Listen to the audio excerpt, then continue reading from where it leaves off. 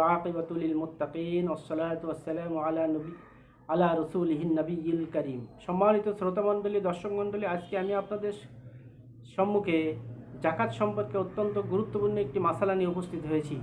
মাসালাটি হলো, স্বামী কর্তৃক স্ত্রী অলংকারের মালিক হয়েছে, অলংকার পেয়েছে। স্বামী কর্তৃক স্ত্রী অলংকার পেয়েছে, এখন ওই অলংকারের উপরে যাকাত দেওয়া লাগবে কি না? দেখেন, স্বামী কর্তৃক স্ত্রী অলংকার পাওয়ার দুটো স্রোত আছে। এক নম্বর স্রোত হলো, স্বামী অলংকার স্ত্রীকে ব্যবহার করার জন্য দিয়েছে, মালিকানা করে দেয় নাই। এক্ষেত্রে ওই স্বর্ণ অলংকার বা গহনাগাটি 1 বছর অতিবাহিত হয় এবং নিসাব পরিমাণ যদি হয়, তাহলে স্ত্রীর উপরে যাকাত দেওয়া লাগবে না, যাকাত ফরজ নয়, স্বামীর উপরে যাকাত দেওয়া ফরজ হয়ে যাবে। আর যদি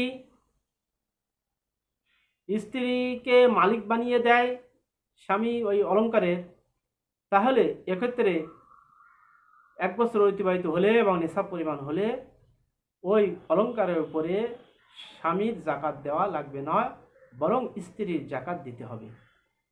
বিষয়টি ভালো করে বোঝার চেষ্টা করবেন। যদি স্ত্রীকে মালিক বানিয়ে দেয় তাহলে যাকাত দিতে হবে, আর যদি স্ত্রীকে মালিক বানিয়ে না দেয়, স্বামী ব্যবহার করার ক্ষমতা দিয়ে থাকে, তাহলে স্ত্রীর যাকাত দেওয়া লাগবে না, বরং স্বামীর যাকাত দিতে হবে। চ্যানেলটি সাবস্ক্রাইব করে রাখবেন, প্রত্যেক দিনের ভিডিও আপনার কাছে চলে যাবে এবং অন্যকে দেখার সুযোগ করে দিবেন শেয়ার করে।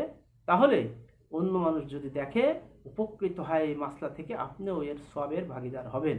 আল্লাহ রাব্বুল আলামিন আমল করার তৌফিক।